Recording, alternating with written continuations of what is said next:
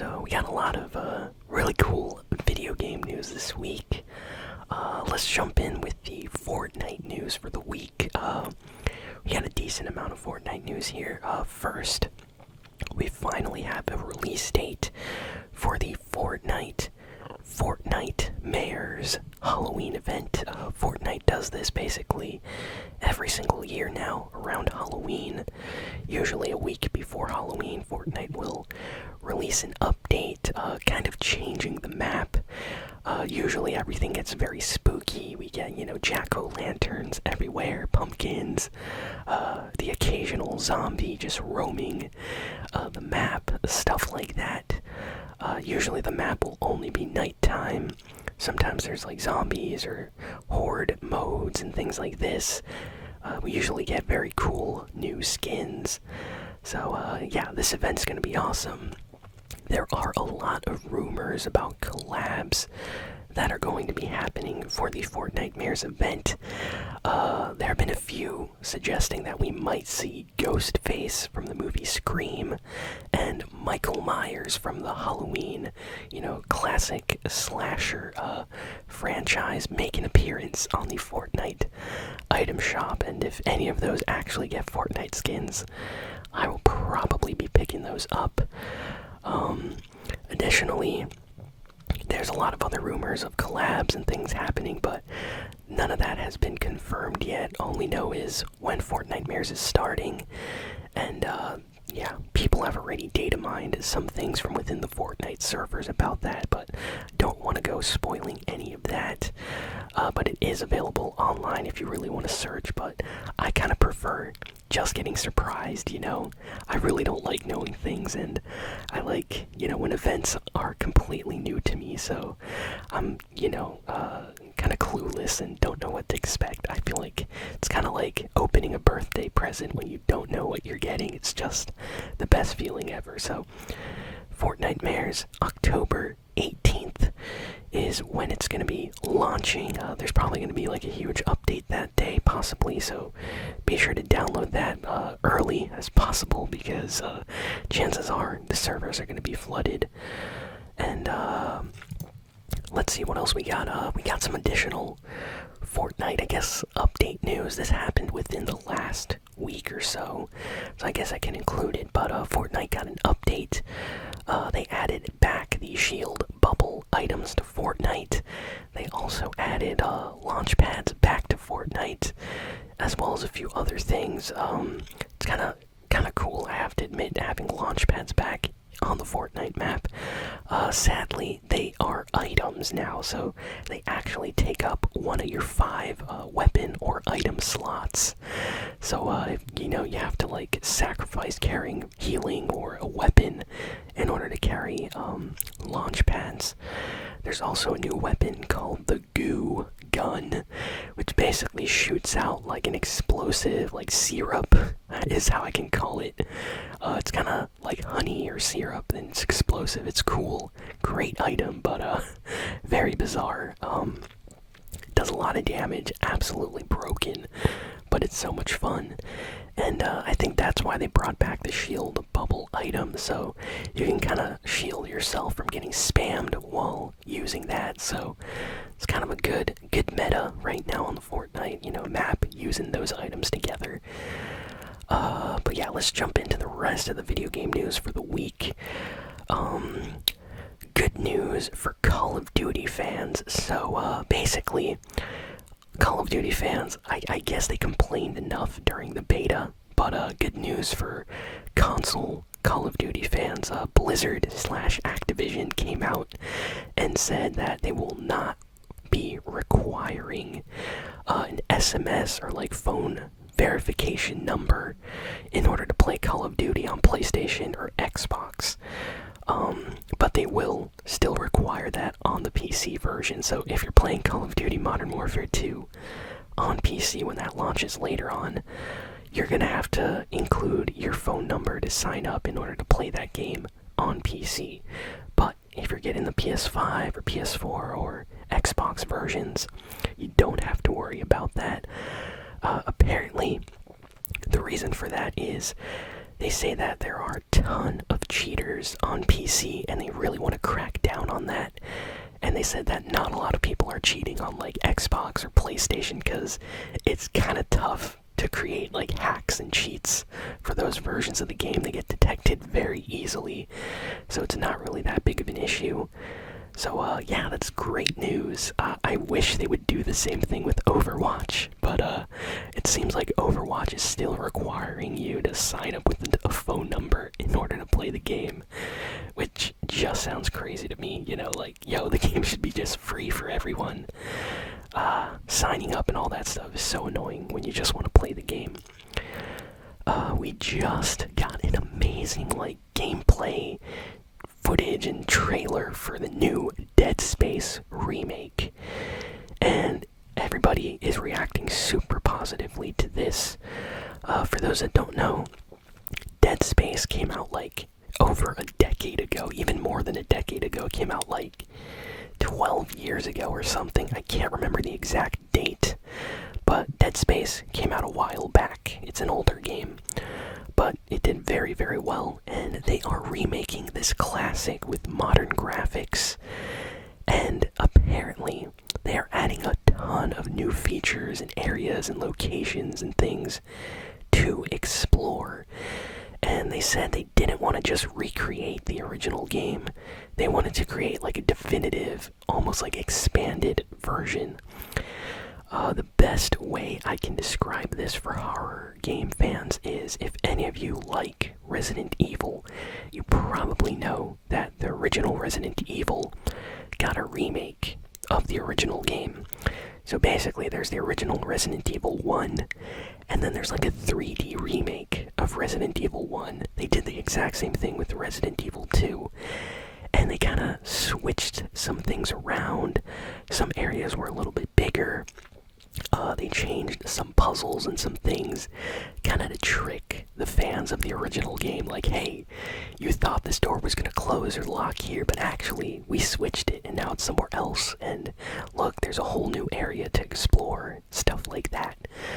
So it seems like with Dead Space Remake, that's exactly what they're doing. They're adding extra exploration and new areas and things. So this game could be one of the best Dead Space games ever. I am really enjoying all the gameplay footage we are getting. Definitely check that out. I'm very excited for this. So we got some very interesting news for Persona fans. If any of you are fans of the classic Japanese RPG series Persona, I'm a big fan of this franchise, so I'm excited about this. But some news came out this week about the Persona 3 and Persona kind of next gen ports that were going to be coming out. For those that don't know, Persona 3 and 4 were going to get ported to PlayStation and Xbox in, I believe, January. But there is a catch, and a lot of PlayStation fans are not happy about this. It seems like Xbox fans are getting some special treatment because basically Persona 3 and Persona 4 are only coming out on the PlayStation 4 and not on PlayStation 5, which means that the graphics and the frame rate are going to be slightly lower because they're going to be on the PS4. And of course, the PS4 version can be played on the PS5, but it's not as good. But the Xbox is actually getting an Xbox Series X version of Persona 3 and 4. So the graphics are going to be like the highest possible, possibly 4K resolution. FPS most likely is going to be like 60 FPS or more.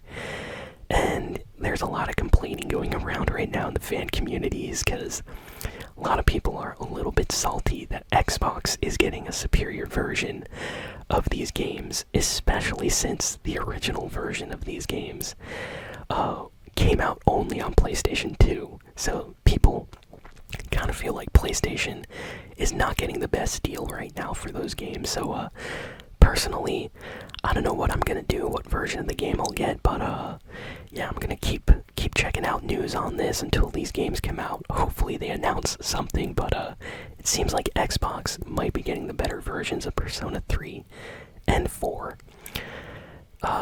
Next, Sony has continued to launch their PlayStation 5 and PlayStation 4 Stars loyalty program, and I actually started using it. So basically, it's very similar to like Xbox achievements or PlayStation trophies or things like that. Basically, you get all these like little like lists of things you can do to unlock stuff on your PlayStation account, and I've done a few of them already. It'll literally say like play some Mortal Kombat or Street Fighter 5, and you get this like cool unlockable, and that's it. You unlock it. It's available to showcase on your shelf for your profile, and it's just like a cool little collectible that you can brag to your friends that, hey, back in October 2022 I unlocked this rare thing. It's kind of pointless, but it's also kind of fun to collect things, and I don't know. Apparently they're gonna do more with it in the future, but as of right now, it's alright. Like, it's free, so I can't complain about it, but definitely check it out for yourself. Let me know what you think in the comments. It's called PlayStation Stars. It's a free loyalty program on PlayStation 4 and PlayStation 5. You just have to do what they tell you to, and you'll unlock things. So it's very easy. Let's see, what do we got here? Let's see, what else? The Nintendo Switch got a new update this week. Doesn't really do much, with the exception of actually allowing you to finally take screenshots when you're playing retro video games. Before, on the Nintendo Switch, you couldn't really take screenshots of like Nintendo 64 or Super Nintendo games and stuff. Apparently there was kind of like a block or a limiter set, so you couldn't take screenshots. So this new update finally allows you to be able to screenshot things like that. So retro gaming fans that own a Switch are very happy. But yeah, there's not too much. Pilot Wings got added to the Nintendo 64 collection. That was a launch title of the Nintendo 64, so that's actually now on Nintendo Switch Online for their N64 games. So that's available there if you have a online subscription for that. And we also got some extra details about the upcoming Mario movie. So apparently the Toad character that we got to see in the trailer of the Mario movie, apparently this character, this Toad, is going to have like a singing scene in the movie. So yeah, confirmed. There is at least one song in the Mario movie, and Toad will be singing it. So I have no idea how that's gonna sound, but it sounds funny, so I'm there for it. We got a new Sonic Frontiers trailer showcasing the combat this week, and I am very impressed. This Sonic game looks amazing. Like, the quality looks very, very high compared to some of the previous Sonic games, which, not gonna lie, a few of the previous Sonic games have not been that great. So when I see something like Sonic Frontiers, I'm like, oh wait, it looks like they're actually putting in some good work and development time into this. So yeah, Sonic is doing all types of like combat combos and things in this trailer. There's like special abilities and things you need to do in order to defeat enemies and bosses, so it looks intense. Definitely check that out if you're a Sonic fan. Let's see, what else did we get here? Just trying to see. Oh, speaking of Sonic, apparently Monster Hunter is doing a collaboration with Sonic Frontiers, and there's gonna be like special Sonic DLC. I'll post a picture right here. It's kind of funny, Sonic and Monster Hunter collab, but I like it. I like it a lot. Sony announced that they are ramping up the shipments for the PlayStation 5, and according to a rumor, this is 100% accurate. Some people in like warehouses where they're making PS5s apparently mentioned something on some online forums, and basically they said that like 400% increase has started right now on the amount of shipments for PS5s. So it looks a lot like Sony is really trying to make the PlayStation 5 available this Christmas to a lot of people. So I'm happy, finally. I hope that everybody that wants a PS5 can buy one, because it seems like Sony is really trying to make this their year, you know?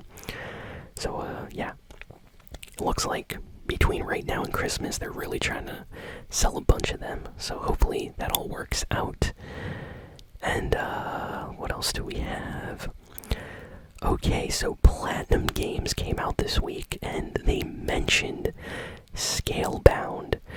This is very interesting. For those that don't know, Scalebound is an Xbox One exclusive that was canceled, and a lot of people are extremely unhappy and still sad that this game was canceled. It looked amazing. Personally, I was very excited for this game as well. So, yeah, Platinum Games just came out and said, hey, we would still be very happy to work with Xbox on this project, and that's it. Now, this comes as a surprise to a lot of people because they thought the relationship between Xbox and this game was really bad. But just this quote that they gave made things seem like maybe there is a potential chance in the future that we might see Scalebound maybe on the Xbox Series X. Hopefully that happens. I would be very happy, to be honest.